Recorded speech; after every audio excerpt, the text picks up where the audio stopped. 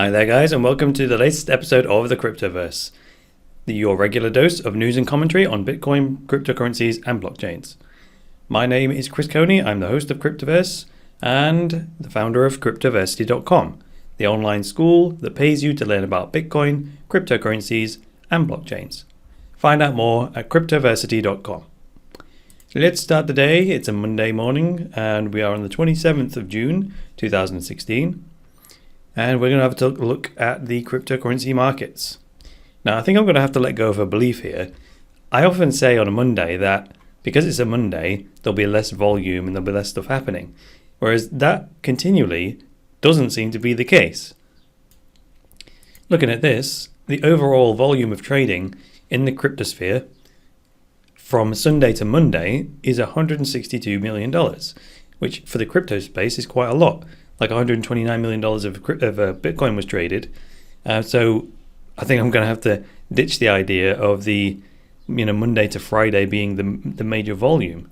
Maybe that's a sea change in the way that we trade as crypto becomes more and more prevalent. So I had a comment to make about this. When you look at coin market cap and it lists the name of a coin, the overall market cap, the price, the supply, the volume, and then the change. The volume is often one that I look at. And when you look at the volume, I thought of a new way of explaining this. If it says like Bitcoin $129 million has been traded in the last 24 hours, that's the amount of value that has gone into Bitcoin or come out of Bitcoin. So that's the exchange, the amount of trading that's gone on. So after $129 million has come in and gone out of the Bitcoin ecosystem, then you look at the change in price. So it's saying here it's down 1.16%. So that means that more value came out of the Bitcoin ecosystem than went in on an overall trading volume of $129 million, right? And that happens on a day-to-day basis. If I look at the Dow, and it says here that near enough $3 million was traded, and then it says the price is up 4.56%. In that case, after $3 million worth of trading was done, there's more money going in to the Dow than coming out. And because this is all priced in dollars, that's what it's being exchanged for. So if like the Dow says it's up 4.56%, that means that more money went from the dollar economy to the Dow economy. And in the instance of Bitcoin, which went down in price, that meant more value came back into dollars than went into Bitcoin. So that was just a new way of thinking about it, which I wanted to mention. So Bitcoin sitting according to, there's a bit of a discrepancy here because I can already see on CoinMarketCap the price is $645. I'm not sure where they get that price from, to be honest, because if I've already got open my candlestick chart, and on Bitstamp it says Bitcoin is $636. So that's a bit different. And there's a wild difference between the Bitstamp exchange price, which I just mentioned, $636, and the price on BTCE exchange, $618. Very strange. Big discrepancy there. So just finishing off on CoinMarketCap today, let's see what else has happened over the last 24 hours. Nothing really significant. We got our 1s and 2s and 3% changes.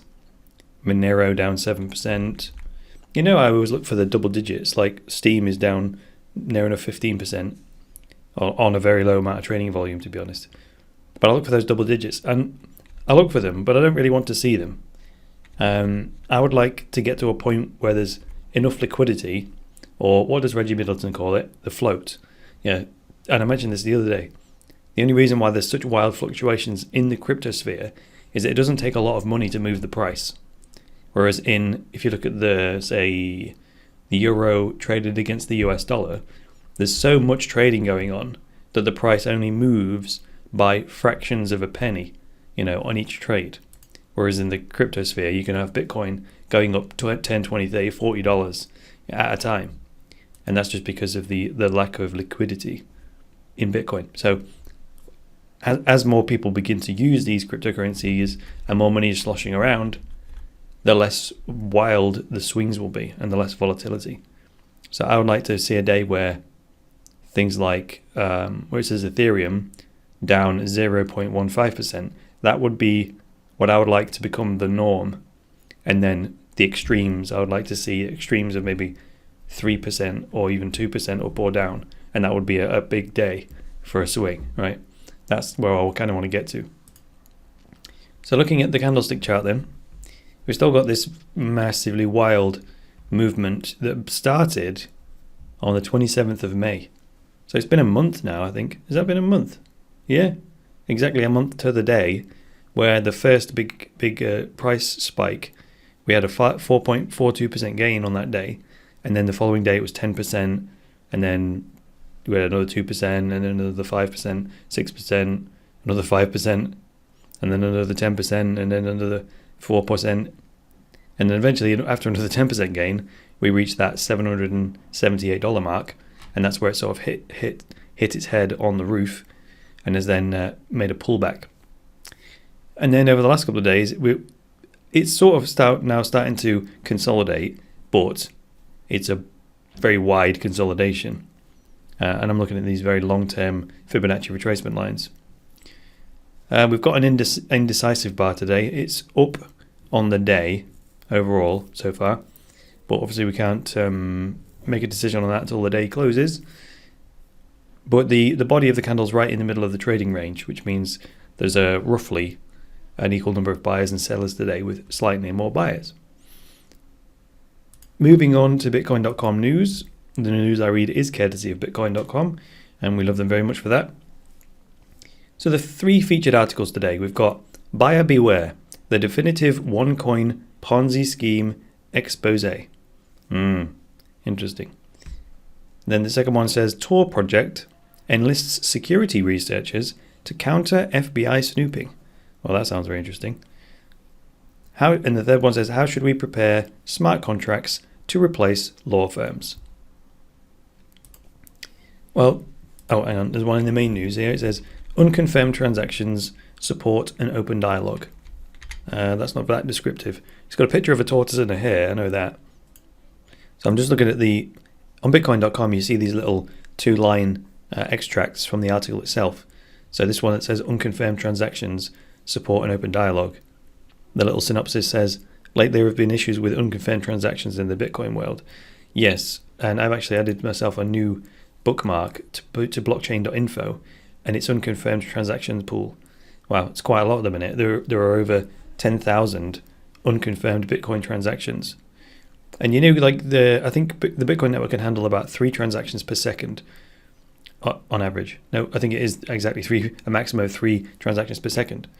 And what I'm looking at is blockchain.info/unconfirmed-transactions. And then it shows the stream of transactions in real time, but it also shows a summary of things like what's the total size of the unconfirmed transaction pool, total number of fees, and then it lists transactions per second. And at the minute it reads 2.64. And then if you refresh the page, it goes up to 2.67, and it'll change, every time I refresh the page. But 10,000 unconfirmed transactions, that's quite a lot. Because I did the math on this. If I just get my calculator out here, 3 transactions per second maximum, and then that means if you times that by 60, that's 180 transactions per minute. And then if you times that by 60, you get 10,800 transactions per hour. So that's very interesting, isn't it? So if I see at the minute 10,533 unconfirmed transactions, assuming the Bitcoin network stopped dead and no one used it for a while, it would take an hour to flush all those transactions out. It's very interesting, isn't it? Now, of course, that 10,500 is going up by the minute. 80 transactions that is unconfirmed. Every 10 minutes, a whole crop of that will get chopped. You know what I mean? So it's very interesting. I don't particularly want to read that article. What I would like to read is either the Tor article or the one about smart contracts. Let's take a look at the Tor one, because this is there's more to it than just wanting to use Tor. There are some, I guess we call legal precedents, or well, you'll see as we go through. So the headline reads, Tor Project enlists security researchers to counter FBI snooping. And then is the logo of the Tor Project, torproject.org. Okay, it seems Tor is putting back up its defenses after discovering the FBI had broken through them earlier this year. According to a new paper, developers at the Tor Project have been working closely with security researchers to create a hardened version of the browser. Tor Strikes Back. This hardened version of the Tor browser would entail stronger anti-hacking techniques that could frustrate the spying activities of the FBI and other various government agencies by improving the anonymity of the user. The improvements are largely based upon a method dubbed self-rando, which was created to protect against browser exploits, including the one used by the FBI against the Tor browser. The new method is meant to counteract code reuse exploits, where memory leaks allow attackers to reuse existing code libraries instead of injecting an entirely new malicious code. By employing code reuse exploits, attackers can build malware into the application by rearranging certain aspects of its memory. And then just inside the article is some memory stacks that are labeled original, ASLR, and then fine-grained randomization.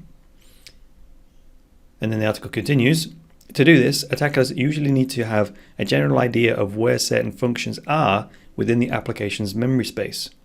However, as it stands, current security measures in browsers only randomize the location of code libraries and not their individual functions. The self-rando technique changes all of this by creating a random address space for internal code that's harder to exploit. This means if the self-rando method works out, then it's going to become much harder to hack Tor, dramatically swinging the cybersecurity advantage back to the Tor browser. Then the next headline reads, a promising future ahead. When the news first hit that the peer-to-peer network had been compromised by the FBI, there were many in the Bitcoin community who were understandably upset. This reaction was not surprising, considering the software is often used to supplement the anonymity inherent in the Bitcoin network. It probably didn't provide much solace to Bitcoiners knowing that the so-called Torsploit malware was partially the responsibility of a former Tor developer. Regardless, the incident was a major blow to anyone who used the anonymity software. Fortunately, it seems the Tor project is on the right path to seal the backdoor created by the FBI, and in doing so, will restore integrity back to the network, even if only temporary. What do you think of Tor's new anti-hacking technique? Let us know in the comments below. And as yet there is no comments. What's my comment on this? Yeah, Tor, in principle, Tor should be available for those who want to use it, right? You can't automatically. Here it is. I think I heard Andreas talk about this. So think about this. If you're reading the news and then you see all this stuff about the FBI doesn't want people using Tor because it opens up the possibility of them using it for illicit means, like connecting to a dark market, like a drugs market online, like Silk Road or whatever. That's where all the focus is. And then it's sort of in your mind, in my mind, there's an attempt to attach Tor to illicit use, right? But then when you zoom out, and if you draw a pie chart of the whole population of internet users, you would find that the percentage of the entire online population that actually uses the internet, just the internet, let alone Tor, for illicit means, is a very tiny tiny, tiny sliver, like 1% or less, even less than 1%, I would imagine. So that sets up a different perspective, because it's then like saying we have to outlaw a useful tool like Tor because it may be used by the 0.5% of internet users that might do naughty things with it. So that's noble, right? We don't want people using anonymity networks to put out, assassination contracts or hired killers and things like this. Of course not. However, you have to balance that out with, you're also going to take away the usefulness and the value of Tor from the other 99.9% of internet users. So that is the definition, as we say in the UK, of throwing the baby out with the bathwater. Going overboard. Or what's the other way we say it? Using a sledgehammer to crack a nut. Yeah, it's way, way, way too much force just to take out one insignificant problem. So will outlawing Tor completely accomplish the goal of taking it away from people who might use it for illicit means? Yes, of course. But it also take it away from everybody else, which represents the 99.5% of people. So that is not a good, I wouldn't call that effective, because you are inconveniencing and harming 99.5% of the people in order to get to the 0.5% of the people. You know what I mean? So that whole idea, that's a mental framework that's used in a few different places. If you think about the most popular cancer treatments, things like chemotherapy and radiotherapy, they work on exactly the same principle, which is, let's put this chemical, this chemotherapy, into the body, right? And then it will go and kill cancer cells. The trouble is, it doesn't discriminate between good cells and bad cells. So as the chemotherapy travels through the bloodstream, it's killing, it's wreaking havoc all the way along its path. And of course, someone who's just been diagnosed with cancer, the chances are they have the same pie chart, which is 99% of their cells are healthy cells, and maybe only 1% of them, or less than 1%, even a tiny, tiny fraction of a percent, is actually cancerous.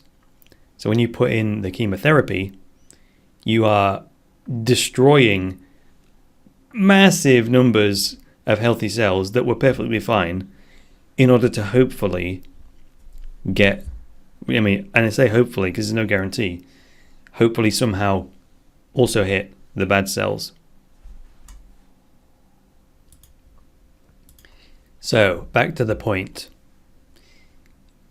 What's the intention behind banning Tor? What's the FBI's intention behind banning Tor? It's to prevent people using it for illegal activity, right? Got it. Makes perfect sense, and I agree. However, banning Tor is not the only way of catching criminals using the internet for illegal activity, right? So given the balance of the, what do you call it? Let's call it the side effects of destroying the Tor network, and the side effect is that it removes it from the 99.5% of good people, so they can't use it either. That's a side effect that's way, way, way too difficult to swallow, right? It creates more harm than good. So you might take out the criminals, but then you've created all this other bad in the world by removing it from legitimate use. So yes, that's not a good strategy. I would leave that be and refocus efforts, me being the FBI, I would refocus my efforts on more effective ways of catching the criminals that don't have such significant side effects, like taking out the Tor network. So that would be my take on it. Alright, that's going to do it for this edition of the Cryptoverse with me, Chris Coney. I'd like to thank you for listening today. You can check out the Cryptoverse at cryptoversity.com/podcast. And there you can click on the iTunes icon if you want to have it fed to your Apple device.